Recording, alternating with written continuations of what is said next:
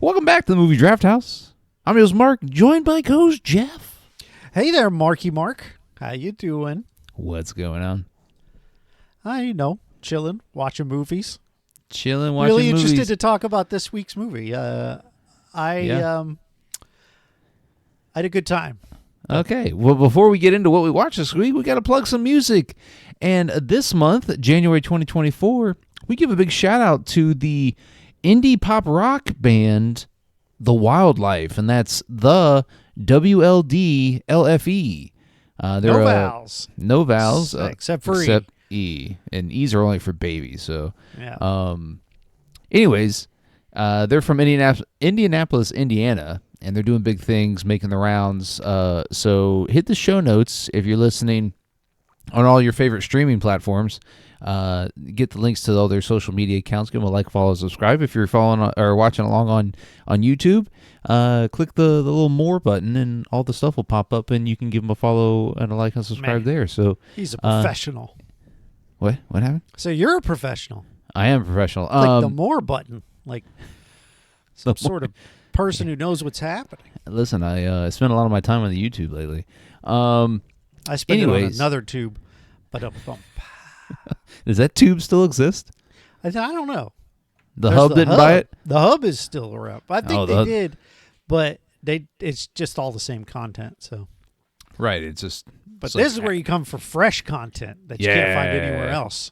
Anyways, Jeff, what's our theme this month? Our theme this month, hold on, let me refresh my memory, is movies directed and starring. So the actor directed and starring the same director actor of the film is acting in the film in a at least supporting actor capacity. Right? Cameos Correct. don't count. And so me, being me, I picked an old movie. I don't have it in front of me, though.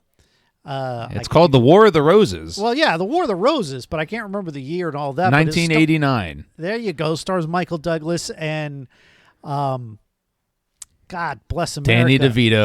Danny DeVito. The reason why we watched it. Right, but what's... Kathleen Turner. Thank you, Kathleen Turner. God, are you a professional? No, I don't know. not at all. Not at all. Dang. Okay. Of the Roses. There we go. It's an hour and 56 minutes, which thank you for selecting something that lasted no longer than 2 hours. Well, yeah, I think it's the sweet spot, right? Like, if it goes much longer than that, you better have picked a banger, right? Well, yeah. I mean, for any type of movie to get my seal of approval for longer than 2 hours, it's got to be a banger. Right. I don't have a lot of time for some bullshit. Right. Which is why I groan when you pick long movies. But so far, I mean, the longest movie we watched was RRR, and that's our top movie from last 2023. It's maybe the best movie we've ever watched. Full Yeah. stop. But that could change this week. Now, yes. Do you have any relationship whatsoever with War of the Roses? Never. You picked it, and I was like, I've never heard of that fucking movie. Albeit I am not I am an 80s. I'm 80s born and bred, but I am not an 80s film watcher.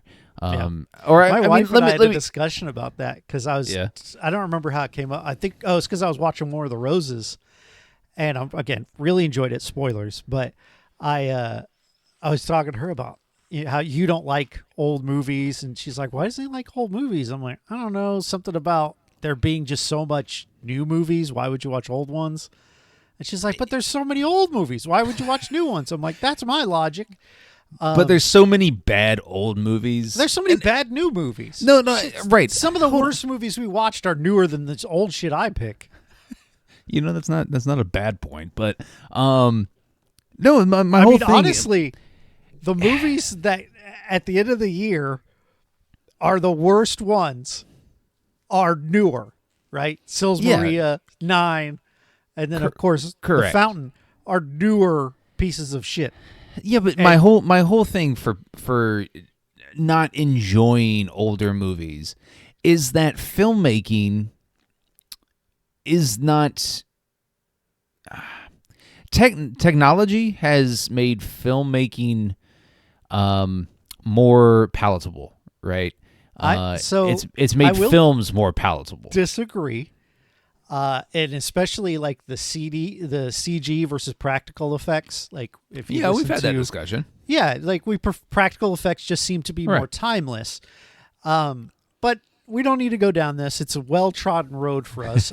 Which is good because I pick old ass shit you would never watch. You pick new ass shit I would never watch, and a lot of times it works out, and then sometimes it doesn't, and that's okay. I'm really curious if it worked out for you because I texted you and I said this might be the greatest movie I've ever watched, which is obviously hyperbole. But I also messaged from chronologically. I was like, because I think Eric would like this movie. I was like, Eric, have you seen War of the Roses? Of course he has, right? Yeah, he had, but he's like, it's been so long, I don't remember it. I'm like, because that's an old man, dude. Eric's an old man. He's seen old shit. Yeah, right. And I was like, this is like, it was like an instant classic moment. Like you've seen movies before where you watch it the first time, you're like, this is going to be one of my favorite movies for the rest of my life. Really? Yeah, I really connected with this. All right. So I'm interested, and we'll get into it. Of like what necessarily did it for you with this film. But before we start with that, I'm a Michael Douglas fan. In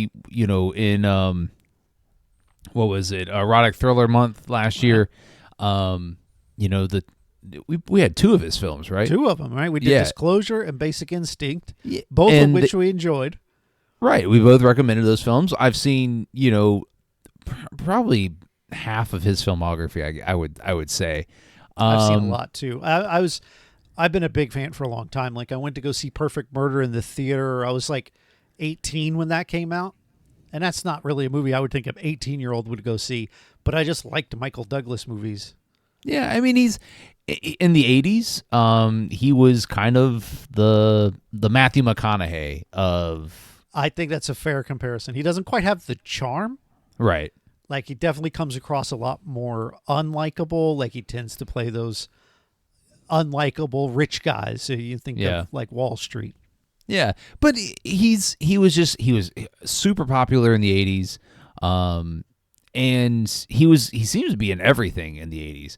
And so there's a lot of blind spots for me with Michael Douglas. Michael Douglas month, baby. Put it on especially his list. Early stuff. But we could have done this. We could have done R-rated Christmas movies with War of the Roses. So this doesn't qualify. Like we got into a discussion on that, even though there are a handful of Christmas scenes, but you and I are of the mind where it needs to actually be Christmas. Like it needs to be a major part of the story. And it's like you could set Die Hard at any time of year and it'd still be a pretty kick-ass movie. Right. Whereas like movies that are about Christmas need to be at Christmas. So Christmas is part of it. I thought that too when the first Christmas scene came up. I'm like, hey, we could do this. But, I'm glad we saved it for now. So now, let me tell you my history real quick. Yes. Okay, go ahead. So I'd never seen this movie. However, the final climax, that final event with the chandelier was in my memory somehow. I don't know if I walked by while my parents were watching this. And you had never seen it before, your recollection. I've never watched the film. Now, I'd seen the cover art, and I was like, and I just never went around to watch it because I honestly thought, that looks boring. Like, I know it was about a couple getting a divorce, and there's the picture of them in bed with DeVito smoking, and it just kind of looked pretentious to me. And so as it came out in 89, so I'd have been 9.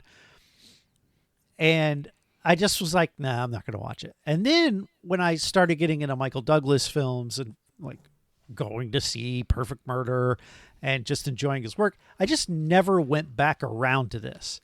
And so that's why we were watching, this movie came back across my radar when I searched erotic thrillers, which I don't think this qualifies as. No, absolutely not. It is certainly a thriller. There are like 1 or 2 erotic scenes, but it's not like Basic Instinct. Right. But I said, this is going on my list. I got to think of a way to get this back in.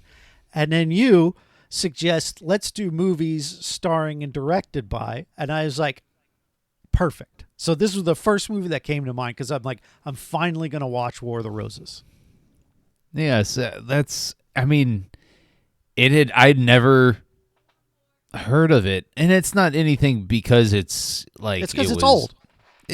It's not only because it was old, it's because, like, I'm not a huge Danny DeVito fan.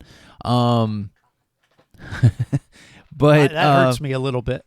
Well, I mean, Danny DeVito's fine. I haven't gone out of my way to watch a number of his films. And have you seen Twins? I have seen Twins, yes. Okay. I mean, like the ones that I think of that you got to watch is Twins, and then I guess just Twins. I mean, Batman Returns, and there's some other. I would put this on the list now because mostly just because it's great. No, Danny DeVito in this film is superb. Actually, he's the narrator. He's so let's get into that. Yeah, the story is told through Danny DeVito's eyes, which is ridiculous. Like, I'll tell you, like, when I started liking this movie was actually kind of right away.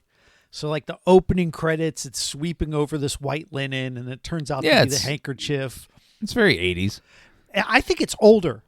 It might be, yeah. It's a style, like the font, that opening. The thing that I loved about this movie, and I feel like it was deliberate on Danny DeVito's part, was it really paid homage to like the 50s and that black and white era of filmmaking. So many of the shots are so dramatic. Yeah. The camera movement in this movie is pretty phenomenal. Right. For it being an 89 film, the camera I went back and looked at the sweeping shot when they first get into their house and it sweeps around them, and it's just really creative. It's not too in your face. There's the one where she's coming home on Christmas Day and the camera goes up above the roof and you see through the skylight, and it like cuts through the window sometimes. It's just really fun. But then there's these lighting things. There's a lot of moments where Kathleen Turner's face is shrouded in darkness, and then there's times where just her eyes are lit, and it really reminded me of Psycho. A lot of that cinematography was there, and like the way the camera moves up the stairs, and all of that felt right out of, again, that 50s and 60s era of filmmaking. And I was rewatching the movie today because I liked it so much, and there's the scene when she's telling him, "I want a divorce," and you can't see her face. She's laid down. Her face is covered in shadow. And then she sits up and you see it and she turns. It's like, "I want a divorce." Like, so much of this movie to me is beautiful to look at. Like, it's just a great looking movie. That paired with some batshit stuff, it really sang to me. It is my type of shit. I loved it. Well, I really enjoyed the fact that, like, DeVito didn't write this, but no, it's based on a novel, and that was adapted by either Michael. It was adapted by Michael Leese, and I think the novel was written by Warren Adler. Yeah, but the film or the story makes the house the bad guy. It's the house. Yes, the house is the reason why they're both in this kind of battle. Because if the house is basically what they're fighting over, and if it weren't for that, right, it would be they would not be an amicable together. Divorce, but right, the divorce they would not be together. Right, and I love the fact that this house is almost larger than life, and DeVito's way of shooting it. Like there's several top down shots that he does, but one of them is the camera's coming down. I think it's in the living room or maybe the staircase. I don't know. I don't remember. But he's coming down, and it just makes the house seem like it's 10 stories tall. Yeah. And it's such a great way to paint the setting for this movie, is because we have all these characters, and it's about divorce, but the movie's really about the house and what's happening inside the house. And later on in the movie, towards the end, where the housekeeper, Susan, goes to like kind of check on everybody, and the camera shows Kathleen Turner like up on the third story or in the attic or wherever she's like at. In the attic at that point. And but like it's shot where her face is behind almost like a prison, right? It's behind bars, and then the camera pans to Michael Douglas's face like 2 rooms over, and his face is like it's a prison behind bars. And I just thought it was really great. This film, the movie, regardless of the story and the characters and the acting and all that, the movie is fantastically shot. Yeah. And I was very surprised by that, is because I don't think I've seen another movie that Danny DeVito's directed. He's directed Throw Mama from the Train. Yeah, there was another big one I can't remember. But after watching this, I immediately went to his filmography. He directed no, he didn't. Matilda. Did he? Yeah, he did. Yeah. Okay. I just it very much pleasantly surprised me by how well this was shot. And when a movie has great cinematography or great camera action, it does something else to the film, to where other like kind of lull moments or not great parts of the film, where you can tolerate those, is because you're caught by the dramatic movement of the camera. And here he does it throughout the film, and I just thought it was really good, and it really caught me by surprise, and so pleasantly surprised by that. Yeah, I agree, and to be honest, that's what my initial I think I'm going to love this was just that scene in his office, and he starts smoking and talking about that sort of stuff, and out in the background, outside his window, is this skyline, and it's not a city skyline. I think like DC or something's in the background. Yeah. But it just felt vintage. Like you could tell that wasn't really the skyline. It was like a matte painting or something, but it keeps changing because essentially he's telling this story to a client. He's a divorce attorney telling it to a client, and throughout the whole film. Now, couple things. Did you recognize the guy? He's credited as the man in the chair. No. That was in The Office.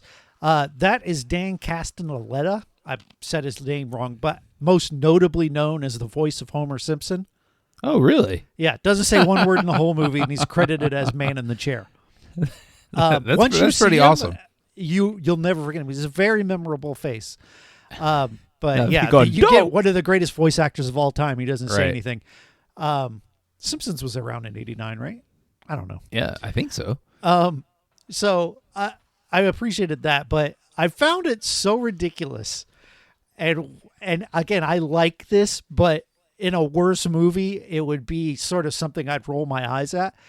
Is they cut back at various points in the story back to DeVito, and you're reminded, oh yeah, this poor guy is sitting here hearing about some people he's never met.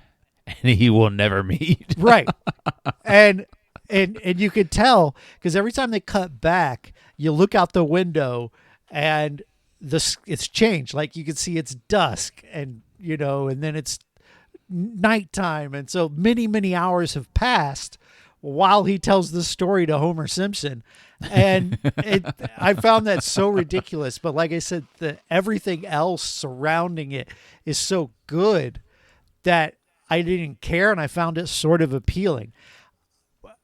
So real quick, we have to mention Romancing the Stone, right?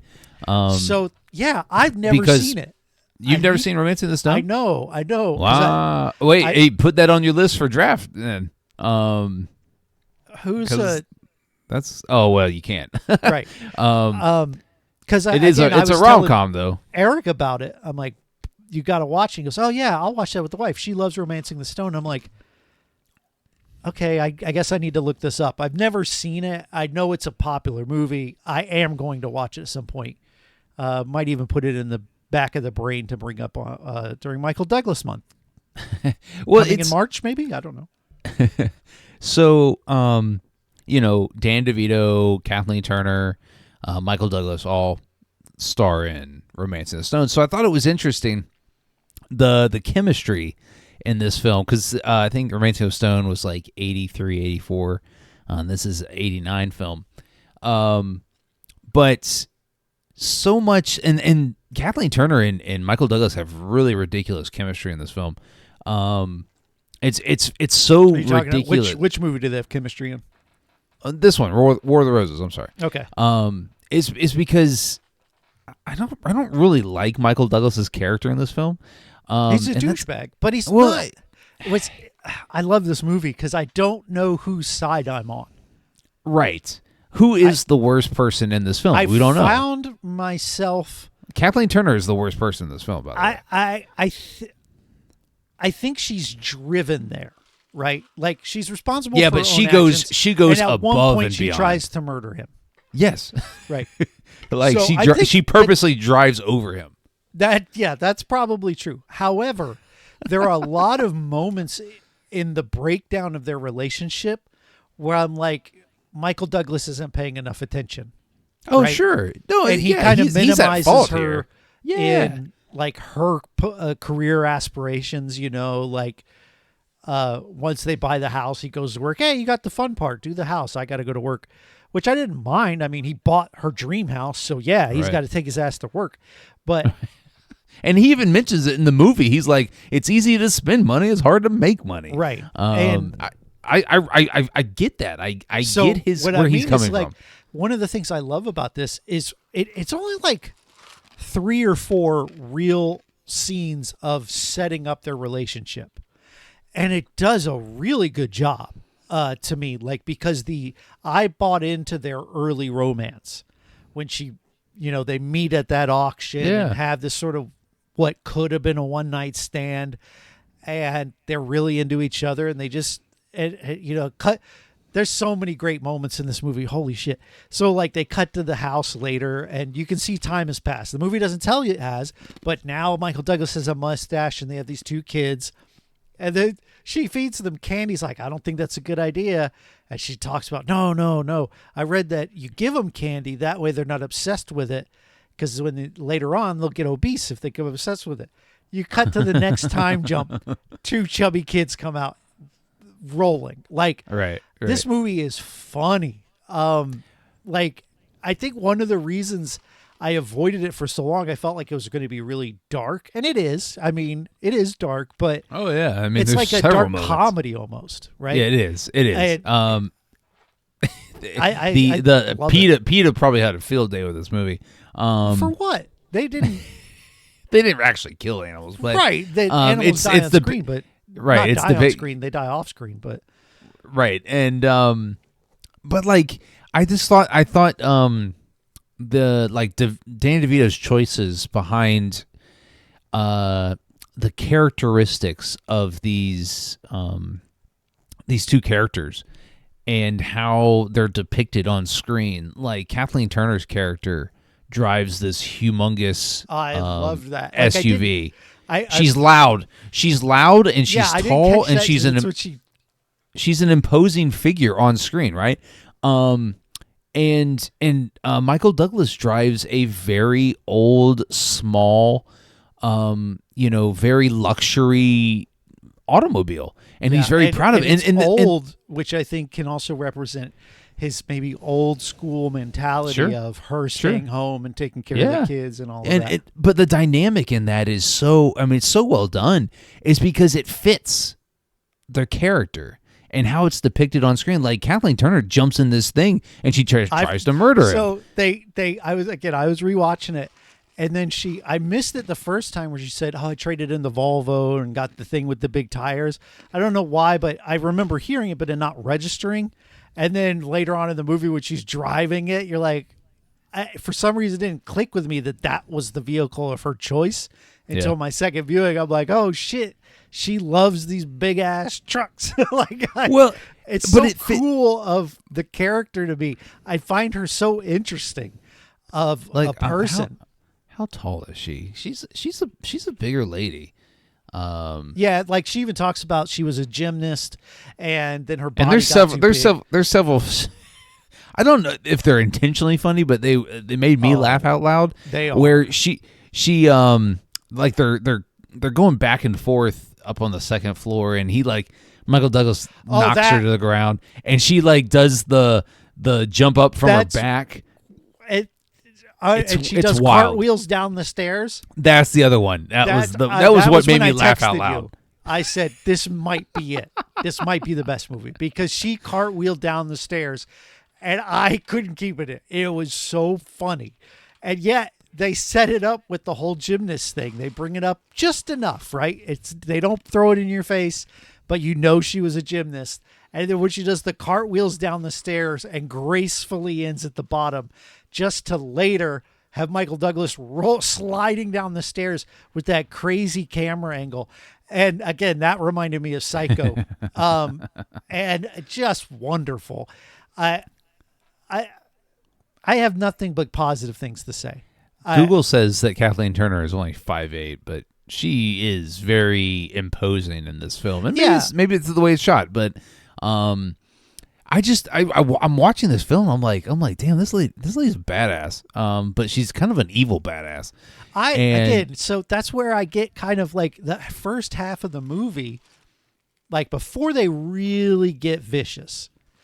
Yeah, I'm kind of on her side a little. Right? Sure, she, she wants to do. The kids are grown, and so now she's trying to find her place in the world. And she realizes she has this passion for cooking, and she starts a catering business. And he kind of is like almost dismissive. He is. He's dismissive of what she wants to do. Go ahead, do it. Like, it's not even like supportive. I think a proper response, maybe a better response would be, "That's great, honey. What do you need from me?" You don't get that. It's more of a just, what do I need to do to get you to leave me alone? No, but I get, for the fear of sounding chauvinistic here, but the movie makes me resonate with that is because he is providing everything, and so I get the fact that he's like, hey, just go do these things. Taking care of the kids so he can take his ass to work. Like, I get that. Well, I mean, he was going to take his ass to work regardless. That's what I'm saying, they didn't have to hire nannies, or anything like that. She raised the kids. She took care of the house. She held up her end of the bargain, right? And my problem is that when she comes in, she's like, I got paid cash for doing this, and I forgot what that was like. I want to go back to work, and I think this is a great way to do it. And he rolls his eyes at her, even though throughout the film, we've seen her get nothing but compliments from her cooking in other scenes, right? Like they set that up along the way. So initially, I'm kind of like, he has no investment in her, right? And I think that's the sort of long, slow, they don't really start having noticeable problems until the kids move out. But they show you several scenes where the cracks are starting, right? And, that initial one is hey, tell the story about how we got the crystal.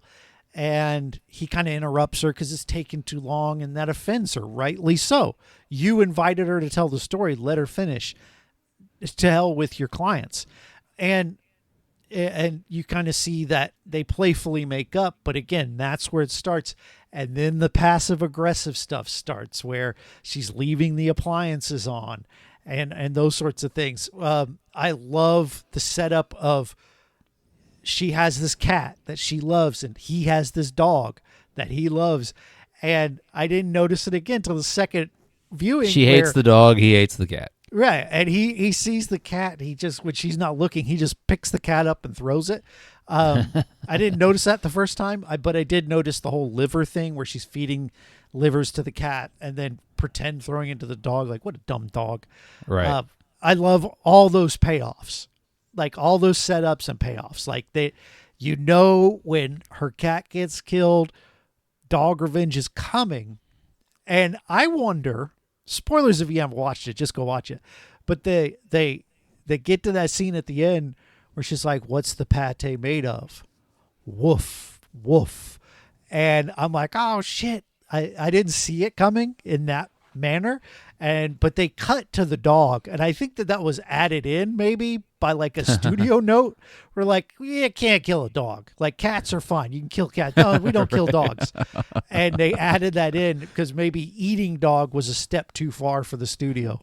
That'd be funny if they actually did that. I don't know, but That's no. As soon as the rest of the movie is so mean and vicious that it actually kind of felt out of place for the movie to be like, relax, the dog's okay. Yeah, no, because you're right. Nothing else it does that. It did. But like the second that he starts looking for the dog and can't find it, I was like, oh, she fucking killed that dog. But again, like, that's the other point. And the dog's just outside, and it's a night shot, just like when the dog was outside when the cat got killed. Right. So I really think they just added that in from some already, rolled scenes. But like and he didn't purposely kill the cat. The cat got outside, the dog chased him, the cat got back, run over by the car as he was backing out of the driveway. I was like, why is he trying to cover it up? Just go tell her that he accidentally ran over the cat. But then he makes it worse. Right. It wasn't going to go well anyway. No. Because they were already really at odds. They were sleeping in separate beds at that point. But so he doesn't want to give her the house. She doesn't want to give up the house. So I think she's completely reasonable, though. Right? Like, because he's not going to have to pay alimony. He paid for it. It's his house. I don't get the whole thing of I found it, It's like, bro, but she invested so much time in it. That's the thing. You found it, but I paid for it. It's my house. I literally paid money that I made. But when you're married, sure, my money is your money. That's how that works. Right. But also, if the wife is not working, doesn't provide the same way that you're the talking about husband financial. Does. Financial, yes, correct. But that's not everything. But that's what it comes down to when you get divorced. Is like, hey, what? I don't think so, buddy. What possessions? What possessions do it? And that's the thing is that's why they're fighting over it. But they got this as a couple. So she's there, waiting tables all the time, helping pay those bills while he's in school, trying to get his work done, and she's helping support him. All of his success, she's part of that. So I don't. And maybe it is too much to say, hey, just take the house.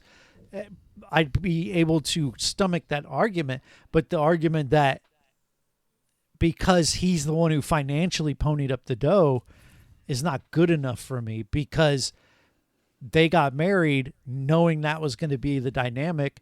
She's at home taking care of the house, raising the kids, and he's the businessman. In that sort of nuclear family dynamic, I still think that she has a stock in it, and legally she does. Like the thing that DeVito tries to get them to do is just sell the house and split it. Right? Because she has a take in that. She's been part of it so long, and that's why the film goes back and forth like it does, is because they both have equal stakes in this, right? He feels like the house is his because he paid he physically made the money and paid for it, and so he feels like, yes, it's my house, I paid for it. He does not care. Give it to me. No, I think no. He doesn't want her to have it. He doesn't want her to have it. Initially, I think there's like this spite thing, right? He's still mad about the fact that she wants this divorce anyway, and you find out through watching it that he's still in love with her. He doesn't really want the divorce, and in a lot of ways, I feel like it's him holding on. I don't think he gives two shits about the house. I think he cares that if he cares about winning. She wants the house. That's no, true, he cares. Right? He cares about winning, right? He doesn't want to give it to her because if he did, he would have lost this battle, and he would have lost his wife. At the end of the day, that's what he's more worried about. And even though he doesn't know how to show it, and he's emotional, like that's why I like this movie. It feels real. Like all of this feels real. I hear what you're saying, and the movie shows it, because in the final scene, where I don't even think that they died, but the movie makes you believe they died.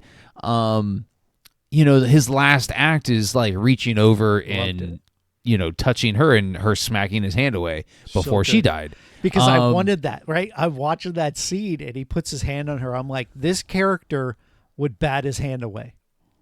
She doesn't fucking need him. And she does it. And I'm like, the movie is true to the characters to the last. Loved it. But the fact that he goes around in the final act of the movie and he just starts nailing everything to the fucking windows, right? He's out of control, to be honest. He nails the kitchen table. She is consistent. Like, she has made up her mind. Well, I think he's pretty consistent too, as far as like how psychotic he is.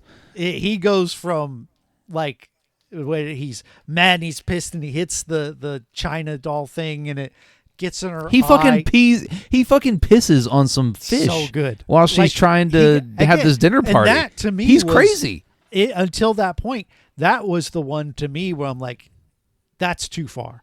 Because even though you don't like that we're getting this divorce, he shouldn't be fucking with her business, right? Like, that to me is... Bro, don't do your business in my house. It's not just his house. Don't do your business in my house. But that's what he's feeling, right? That's the way he's feeling. Don't do your business in my house, and you won't have me fucking with your business. Is trying to now get everything off the ground for her to have her own money, and all those years she supported him and being this hugely successful attorney, being a partner in this firm that, all that time she supported him. Here she is trying to start this business, and he didn't try to support her at the beginning, right? Have you read my contract yet? No. I gave it to you a week ago. There's no equal support, and he has, in a lot of ways, that old school mentality of I think, just to be fair, you're expressing it to a degree that you just owe me these things because I make the money. That's the mentality. Yes, I agree. Not the mentality, it's the mentality. It is a mentality, but I think it is unfair of how he treats her. And I think this movie ends differently if when she comes upstairs and says, hey, I bought this big ass badass monster truck, if he goes, okay, and they maybe even have a conversation about, I don't mind you having that. What I have a problem with is you not talking with me about it. Let's communicate. And then she goes into, hey, I want to start a catering business. And he says, great, how do I help? And then supports her in the same way. I think there's an unevenness in their relationship that happens pretty early on, that when you let it go and you let it fester, turns into this. I think the movie's dynamic is that he loves harder than she does, right? I disagree. He loves, the movie paints it this way. He loves harder than she does, but she's more calculated and the early relationship. Go ahead. We see that early on he's kind of he's the initiator in a lot of their early romance. Yeah, but then and again, it really comes down to that scene when she comes home and she undoubtedly is invested in him. She's a waitress, doesn't make a lot of money, and yet she's been saving her money to buy him his dream car, and that to me is such a great romantic gesture that I think he never returns. And he buys her the house. That's fair. That is fair. That's a fair point. He buys her the house. So he, but throughout the film, it's consistent that he's very much in love with her. Right or wrong, how he's going about it. The film is consistent in showing that he cares, at least physically, for her. And I can, how he goes about it is completely deranged and all that.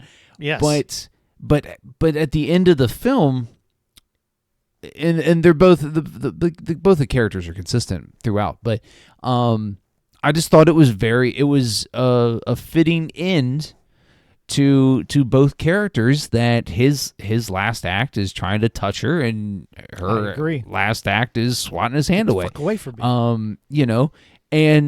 But while they're going through this, I'm like, okay, man, he's kind of batshit crazy. And then I love the scene where he's in bed, and it's towards the end of the movie. He's in bed, and all of his fucking porcelain figurines surround right at the him. foot of the bed, yeah. No, they're just all over his room, and because that's the things he collected, right?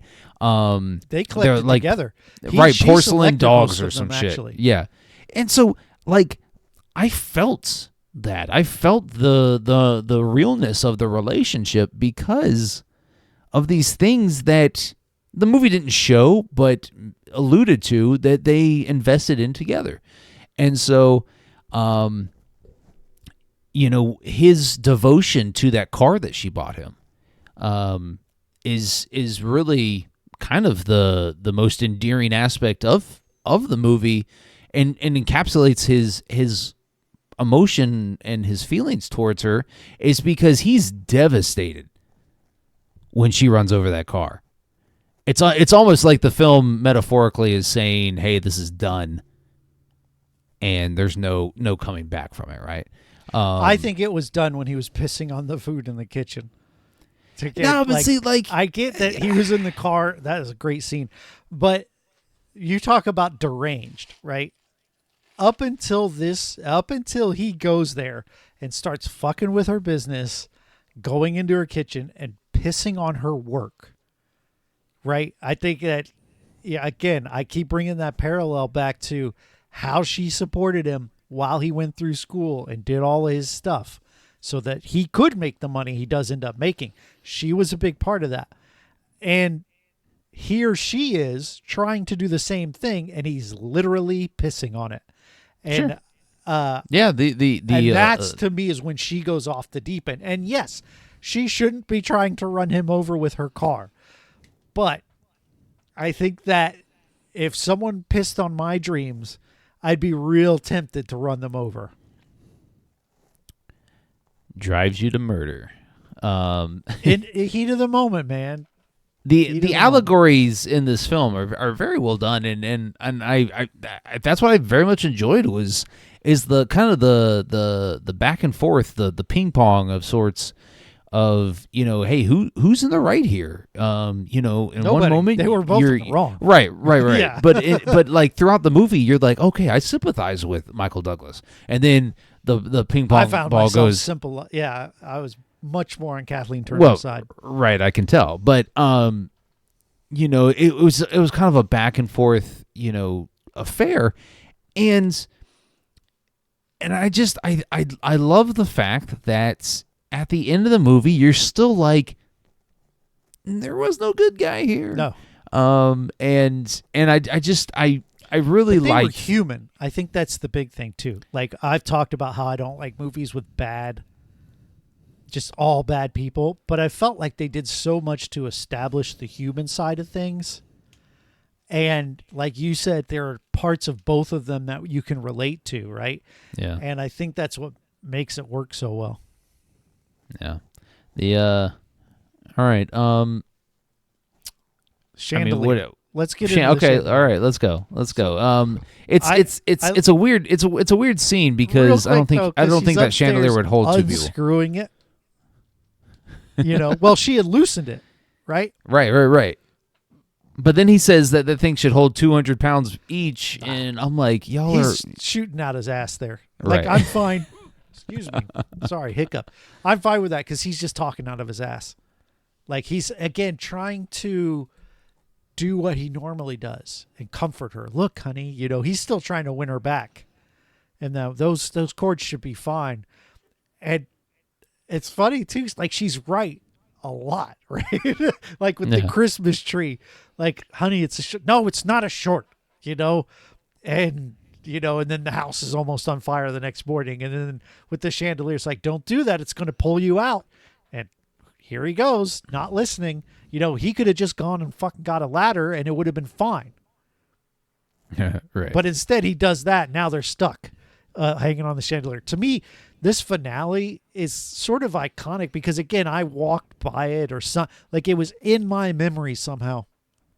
So when we got to the chandelier moment, I was like, oh, yeah. Like I didn't know that was this movie, but I was like, oh, my gosh. And it took me right back, and I can remember how this scene plays out and them crashing to the ground and just being like, what a great finale. What a great ending to this movie where their hatred for nobody wins.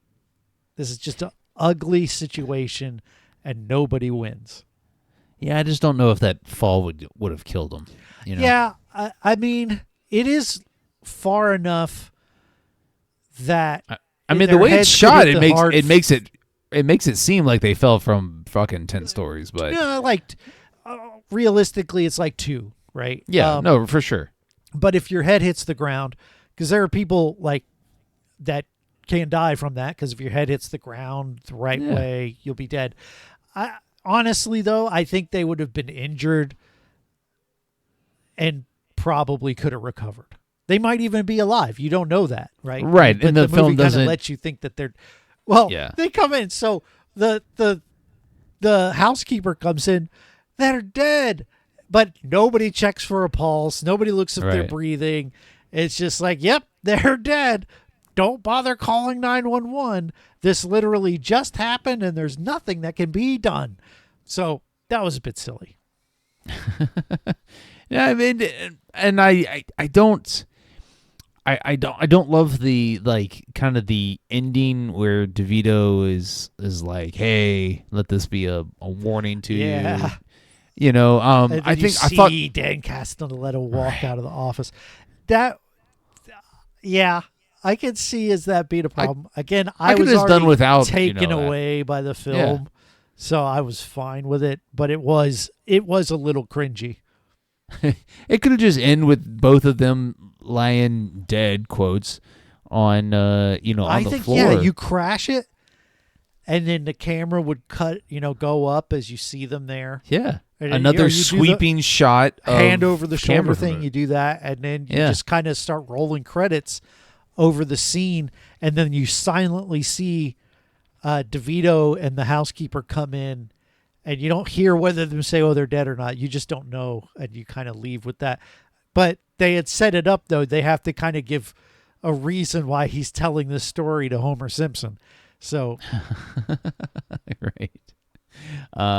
So, anything else on this one? I know there's something I'm forgetting to talk about, but I mean, we got a young Sean Astin, right? Thank you. Yeah, young Sean Astin pops in. I think this is 89. Was it 90? So this is like maybe Goonies was what, 90? Yeah, so he's like a teenager in this. And I'm trying to think of the other Sean Astin film we watched, which was Encino Man, but he's like probably in his 20s at that point. Oh, the Goonies was 85, so. Oh, really? Yeah. So he's only. I mean, he's probably, he must have been old for his age now. I don't know. No, he was probably like 12 or 13 in the Goonies. Let's do some quick searching. We'll do some quick math. Sean Astin was born in 1971, and so 85 he would have been 14. Okay, yeah. And in this film he would have been what, 19, 20? Yeah. So yeah, that's about right. Okay. That works. But yeah, it's fun to see a little Sean Astin. I really like the scene that he has with Michael Douglas. Probably his only scene where it's a really good scene. He's like fighting with his dad. I'm mad at you. You did this. And his dad's like, well, if it'll make you feel better, hit me. And then he just hugs his dad instead. Him. Yeah. No, really good moment. Yeah. Yeah. Really human stuff. I think that the daughter could have got a little more. The most we get out of her, she's fucking her boyfriend in the car and then sees her house on fire. Pretty good. But, I mean, I thought it was Kathleen Turner at first. Well, she has like she's cheating on him. Right. But she has a conversation with Kathleen Turner. And it's like, what are you and Dad going to do each other while we're gone? Like, they know that this shit is gonna go south. No. Yeah. But I guess that's it. I mean, I adored this movie. And I could easily see it being in my top 5 come the end of the year. I love the cinematography. I love the acting. I love the characters. I love the silliness. This sort of like him pissing on the food to me was so crazy. I thought he was drunk, but he wasn't drunk. He was pretending to be drunk. And it was like a different movie at that moment where I'm like, what is he doing? And then he sets the kitchen on fire and all this shit. And then the pate scene at the end is really good. Like them sitting at the dinner table. Yeah. And him again. And they don't trust each other because like he hands her some wine that he's already opened and she's like, and he's like, well, I hope it's not poison. She's like, well, I hope it's not poison. Yeah. I really kind of you almost feel like this moment where they might get back together and it's all on his side. You know, like they kind of realize, hey, we're being really dramatic. Maybe we can calm back down, but the house is just a thing they can't get past. Right. Yeah. It's their prison. And like, that's what I enjoyed really the most was how DeVito uses the camera to paint this house as their prison. And everything goes on in this house, and it appears on the outside that everything's fine. But what's going on inside is this war of the roses. There's even that scene where they're sending the kids off to college, and they both wave away like a happy couple, and then go back inside, and pretty much immediately start battling going after again. each other. Yeah. Yeah, and I know there's probably a scene I was meaning to talk about that I forgot about because I feel like this movie is so rich with just great scenes. And you said something about a lull. I found no lulls. Like I was on board. Like it just kept ramping up. Like until this great finale where he's boarded the house up and she's in the attic trying to unscrew the chandelier to drop it on him. And I approve this message, and I wholeheartedly recommend War of the Roses and think that everyone should watch it. It's really, really fun. Yeah, I'm gonna recommend it too. As I was pleasantly surprised. It is a back and forth movie. It's really well. Danny DeVito. I mean, I'm still kind of shocked about how great this film is from a directing standpoint. But you know, even though like I didn't really enjoy Michael Douglas's performance. You said that last time. He's kind of just a kind of a like one. Michael Douglas. I don't know if it's that I don't like him. It's just his acting to me is just very one note. Like he shows definitely run circles around him in this movie. Yes, yeah, for sure. Yeah. But like his emotional level in this movie is a bit. There's a lot there, but like how he conveys his emotion in this movie, other than the pissing on the fish scene, and then like where she runs over his car, and then he's like really had it. Everything else is just kind of like that scene, man. Okay, we're just going through the motions, but I do recommend it is because it's kind of a masterclass in how this film is shot. And I'm still astonished that Danny DeVito is the one that made this movie. I'll say this: I wish I would have bought it instead of rented it. I want to. Did you rent it? Yeah. Oh no. No, you watched it on Cinemax. Oh no, I didn't do that. I just rented it. Oh, okay. Because I think I maybe did the free preview or whatever. So. Okay. Doesn't matter. I happily. You can probably buy it for. You can probably buy it for what, $8? No, if it was $8, I would have just bought it. But I think it was like 15 or something. Yeah, right now it's 16 change. But to me, that's still kind of worth it. Had I known I would liked it this much. Something that these companies need to do with their digital rentals. If I rent a movie, give me a discount equal to the rental price within the rental window. Right. I think that's just fair. Like and I think it would encourage people to spend a little extra money. I don't know why they don't do it. It's fucking stupid. Because I would totally go now. I'm still within my rental window and just pay the additional $11 and have the movie forever. Well, so it's draft night. Yes. And we're going into the romantic month of February. Yes, 5-week month, baby. And it's a 5-week month because it might be 15 years before we have another 5-week February. You know, on the 15th anniversary of the movie Draft House, you let me know. But we get a 5-week February, and because it's a leap year this year, and so we decided that we were gonna kind of, hit the nail on the head. We got a little weird with this one. Let's be honest. We get a little weird, but it centers on romantic comedies. Yeah, and you'll see when we get to week 5 kind of why we did this. Like, it all just kind of came together. And then we decided to make it fucking stupid and call it Adam, Eve, and Steve romantic comedies. Well, we can't exclude folks, right? I mean, we're a we're a very welcoming podcast. Yes. So I'm fine with that. My problem was, like, we just narrowed it down to it has to have an Adam, an Eve, or a Steve. Well, it's better than an Adam or an Eve. I agree, for sure, because I picked a movie with a Steve, which is coming because you told your wife, don't worry about the Steve Martin movies, Jeff's got it, which warms my heart that you know me that well. So anyways, our theme this month, or going into February 2024, is Adam, Eve, or Steve romantic comedies. So would you like to go first? You want me to go think it's first? Probably for the best. And so I'm going to lead with the one I know you're not going to pick. Let me...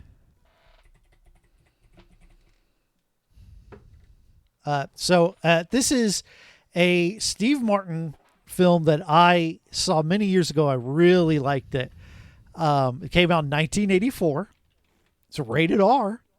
Runs for an hour and a half, and it stars Steve Martin, Charles Grodin, who is very familiar face to me, but I don't know from what. And Joyce Brothers is in it, and there's some other recognizable faces. But what matters is Steve Martin. That's my Steve. Okay. And we're going to watch The Lonely Guy from 1984. The Lonely Guy. I never heard of it. I really like The Lonely Guy. I went through a Steve Martin So you've phase. seen it? Okay. Oh, I love this movie.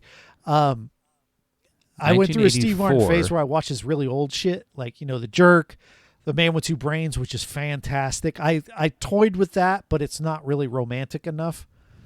But I really like this movie. It's really kind of, it borders on slapstick a little with some of the humor. I really like it. Okay. It's an hour 30, so I'm on board. Yeah. All right. Well, so I'm going to go in a different direction. And I'm going to go, I'm also going to pick a Steve.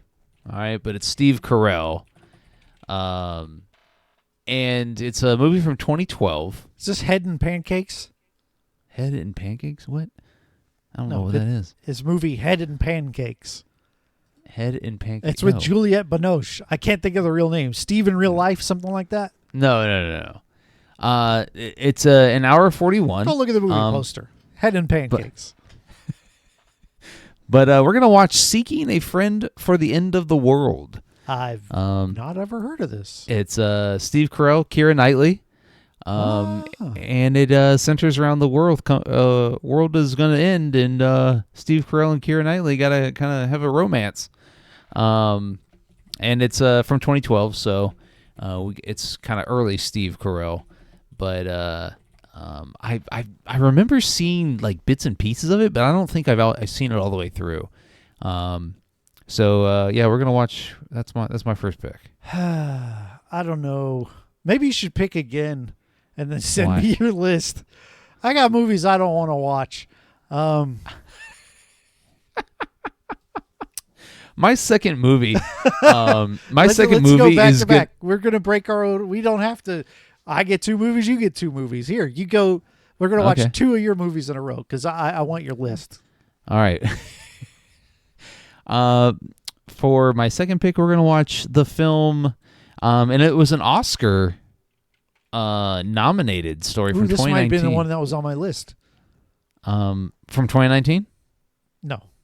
Okay. Never mind. It stars an Adam. Driver? But Adam Driver, right? And if I you thought remember, it was a I'm romantic comedy. That motherfucker's not funny.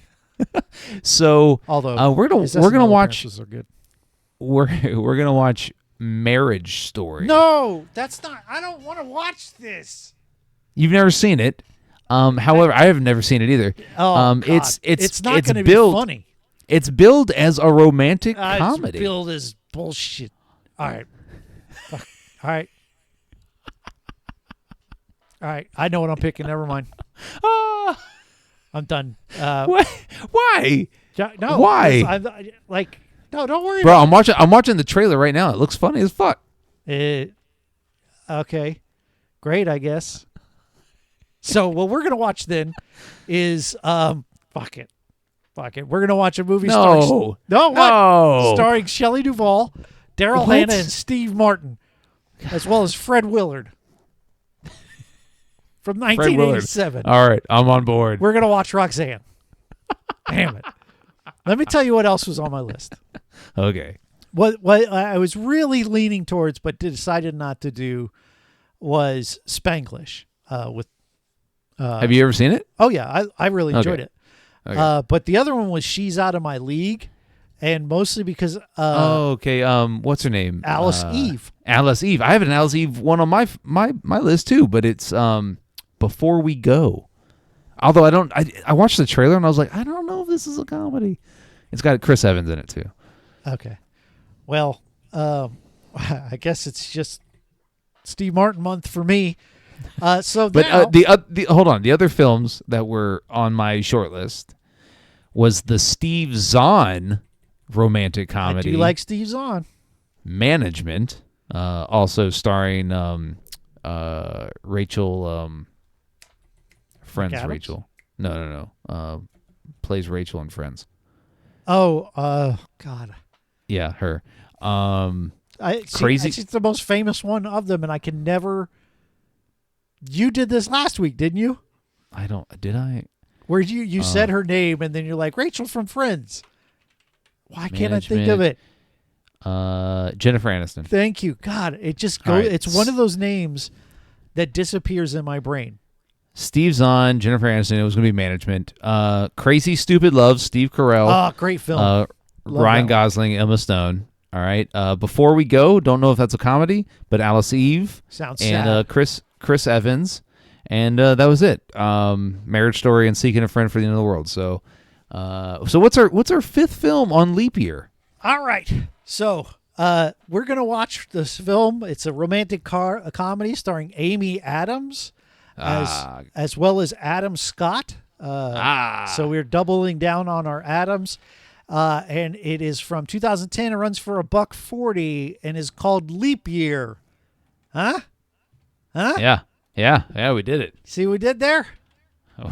We did it. However, I just clicked on a leap year from 2010. There's another one that came up. and it looks much better than the one we picked. Looks like it could have been on Erotic Thrillers month.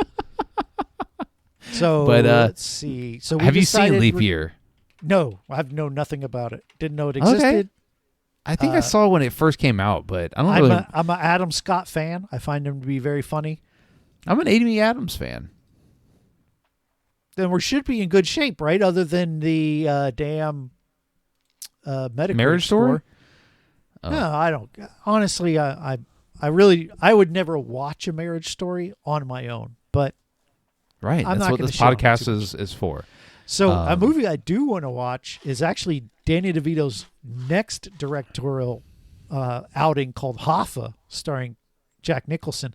I might go ahead and watch it because this is his very next movie. Granted, it was about 3 years later. So Danny DeVito chronologically? I thought about it, but he has some really good shit. Like, no, just the directed ones. Yeah, just his directed films. Be a short little season. Be kind of like a special feature between your main seasons. So let me see, because he's got a TV movie called The Ratings Game, whatever the hell that is. He did a couple episodes of Amazing Story. So it'd be Throw Mama from the Train, which I've never seen, War of the Roses, which I've never seen, Hoffa, which I've never seen, Matilda, which I've never seen, Death to Smoochie, Duplex. Death to Smoochie? He did Death to Smoochie? He directed that. Oh, that's a good one. And that's it. A TV movie called Queen Bee. So he's only got 6 films. I guess that could be a short season in between our Stephen King things. Yeah. You get to watch War of the Roses again. It'd be a good idea. Get Eric on board. It won't take much. And I'll jump on for the Death to Smoochie episode because that's a banger of a film. Yeah. We'll see. I didn't realize that's Robin Williams and what's his face? Ed Norton. Ed Norton, yep. Anyways, once again, I want to give a shout out to the music this month. We appreciate The Wildlife, the Indianapolis, Indiana indie pop rock bands with the song All My Friends. Be sure to hit the show notes, give them a like, follow, subscribe. We appreciate them all month letting us use their music here on our podcast. Just support music, bros. These cats that we plug every month, they're doing big things. They're the hardest working people in the business. The bands that are always on tour, those are the ones that work the hardest. But if you want to support the podcast, hit the subscribe button if you're watching on YouTube when it pops up so you don't miss any future content here on our podcast. And then hit the show notes so you get the links to all our social media accounts. We're at Movie Draft House. Give us a like, follow, subscribe there. And don't forget that the podcast releases weekly every Thursday on your favorite podcast streaming platform. And if you want to follow Jeff on Twitter, or X, we should say X. No, we should say Twitter. Okay, yeah, it's still Twitter. It's still Twitter. I'm Team Twitter. Team Twitter. Hashtag Team Twitter. But if you want to follow him on Twitter and tell him, hey, man, Danny DeVito's got bangers. Bangers on bangers. I agree. Although I've only seen maybe one of them. We've only watched one of them, but I know of another one that he's directed that I've seen. You can find him at Movie Draft House, Podcast by Jeff. That's me. And if you want to get in touch with Mark and be like, hey, man, you're really going to get it from Jeff if Marriage Story isn't funny, you can do that on Twitter at I Heard You Liked. The trailer made it. If that shit ain't funny, it's going to be hell or high water all over again. Just watch the trailer. The trailer looks hilarious. I've only seen the scene where he goes, he punches the wall. I wake up every morning and I wish you were dead or some shit. I'm like, I don't want to watch this. That Adam Driver saying that is unintentionally hilarious. It's because he's not a great actor in my opinion, but I think he's a fantastic actor. Everybody keeps telling me that he's a great actor. He's blah blah blah, and I'm like, bro, have you seen his movies? Anyways, so next week, new month, new theme. We're gonna watch. What was your first one? The Steve Martin one.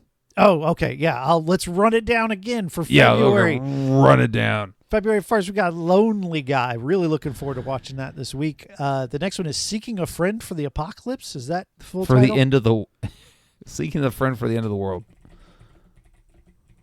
Let me update my list. Then we're going to watch Marriage Story. Can't wait to rip you a new asshole. Then we're going to watch Steve Martin again in Roxanne. I mean, I'm a simple man. I have simple taste. And then on Leap Day, we're going to watch Leap Year. Man. Leap Year. Can't wait. We're some kind of geniuses. Can't wait. And that episode's going to drop on February 29th, by the way. And then March is Michael Douglas month. Well, we don't know. We haven't discussed it, but... anyways, we'll come up with something. I'll put that out there. Jeff, any last words? None. Actually, I do have. Don't waste your money buying fake dog shit when you can get the real thing for free.